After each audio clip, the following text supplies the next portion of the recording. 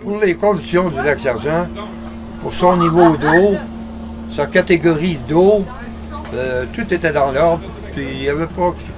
Il n'y avait rien qui faisait défaut. Non, il n'y avait rien qui faisait défaut. Mais par contre, c'était un lac qui était passablement achalandé au point de vue du poisson. C'est-à-dire que beaucoup de poissons qu'on connaît encore aujourd'hui, comme l'achigan, la perche chaude, la barbotte, l'anguille, il y avait deux catégories d'anguilles.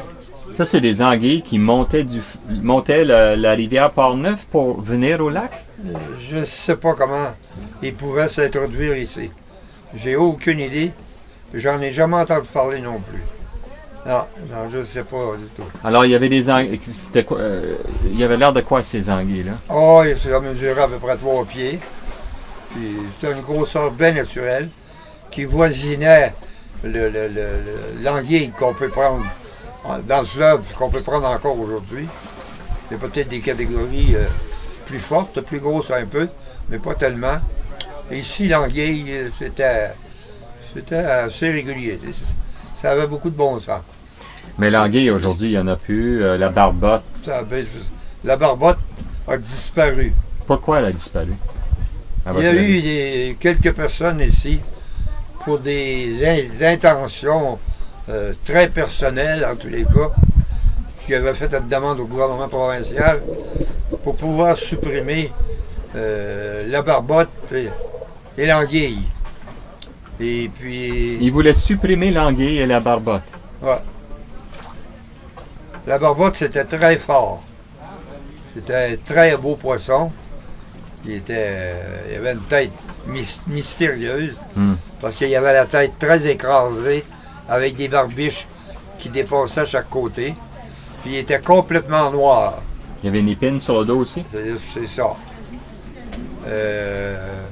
C'est un poisson que les gens ne mangeaient pas beaucoup, mais il y avait beaucoup de gens qui aimaient ça, prendre de la barbotte pour la manger, parce que quand tu l'avais fait cuire, puis que tu le coupais au dos, là, ça te faisait une belle viande blanche, agréable à manger, très agréable à manger.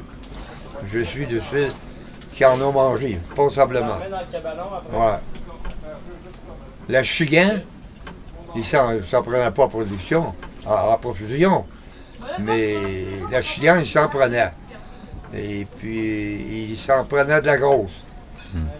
Celui qui prenait la grosse, là, il était bien heureux, puis il en parlait à tout le monde. Il allait voir un avec le poisson, puis il allait voir un autre compagnon. Et puis ça pouvait atteindre à peu près un 6 livres. L'achigan pris dans le lac ici. Mais le plus populaire de l'achigan, c'était autour de 3 livres et demi.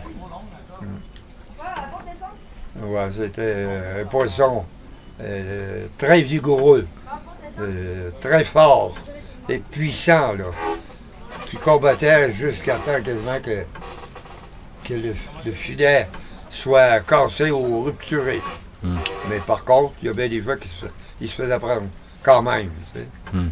C'était un très beau gros poisson. C'est un poisson qui saute beaucoup aussi. Ah oui. Et pendant tout le temps que tu étais pour le prendre, là, il pouvait sauter jusqu'à 3-4 fois, c'est en dehors de l'eau. Ouais. J'en ai monté une achigan comme ça. J'ai dit une, c'est un achigan, je sais pas. En tous les cas, que j'ai donné comme cadeau à Stéphane. Il l'a au-dessus de la porte quand on entre. C'est un petit modèle d'achigan. Il n'est pas gros, mais quand même. Ça lui fait un beau petit souvenir, tu sais. C'est amusant.